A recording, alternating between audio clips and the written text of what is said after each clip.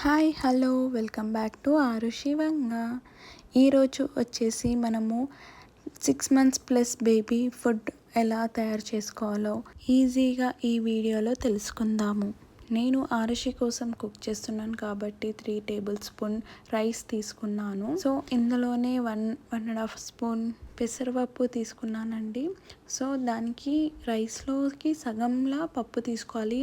మీరు ఏ పప్పు తీసుకున్నా సరే 3 tablespoon రైస్ తీసుకుంటే 1.5 స్పూన్ పప్పు తీసుకోవాలి.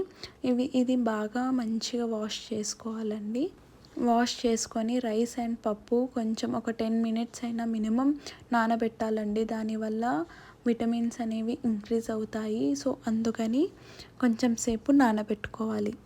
ఈలోగా మనము బీట్రూట్ కట్ చేసుకోవాలండి. నేను హాఫ్ బీట్రూట్ వేస్తున్నాను, అది సరిపోతుంది ఆరుషి పాపకి. బీట్రూట్ తొక్క తీసుకొని సన్నగా తురుముకోవాలండి. ఆ తర్వాత ఇందులోనే 1/2 tablespoon నెయ్యి వేసుకోవాలండి. సో నాకు ఇంట్లో చేసిన నెయ్యి అయిపోయింది, సో నేను కొంచెం స్కిప్ చేశాను. మీరు మీ ఇంట్లో చేసిన నెయ్యి అయితే వాడుకోవచ్చండి. బయట నెయ్యి అందరి పిల్లలకి పడదండి. నేను ఆరుషికి స్పైస్ అలవాటు చేశాను కాబట్టి 4 వెల్లుల్లి తీసుకున్నాను.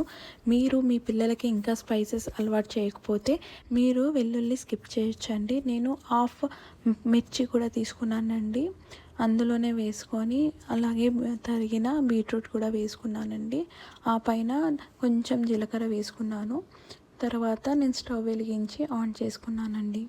మనము దీన్ని హై ఫ్లేమ్లో కాకుండా మీడియం ఫ్లేమ్లో పెట్టుకుంటే చాలా మంచిగా కుక్ అవుతుందండి. మధ్య మధ్యలో కలుపుతూ ఉండాలండి.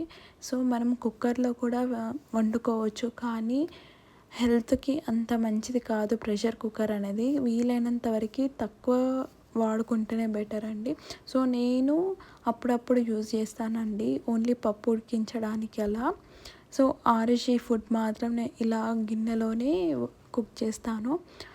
ఆ పైన రైస్ పప్పు కూడా మంచిగా ఉడికింది అనుకున్న తర్వాతనే సాల్ట్ వేయాలి, లేదంటే సాల్ట్ ముందే వేస్తే పప్పు ఉడకదండి. సో అందుకని లాస్ట్లో చివరిలో వేసుకోవాలి. ఆ తర్వాత స్మాషర్తో స్మాష్ చేసుకోవాలి. మీ పిల్లలకి వీలైనంత మెత్తగా చేసుకోవాలండి. సో కొంచెం గరుకుగానే తింటుంది ఆరుషి, సో నేను అందుకు లైట్గా స్మాష్ చేస్తాను. మీకు ఈ వీడియో నచ్చిందని అనుకుంటున్నాను. ప్లీజ్ సబ్స్క్రైబ్ చేసుకోండి.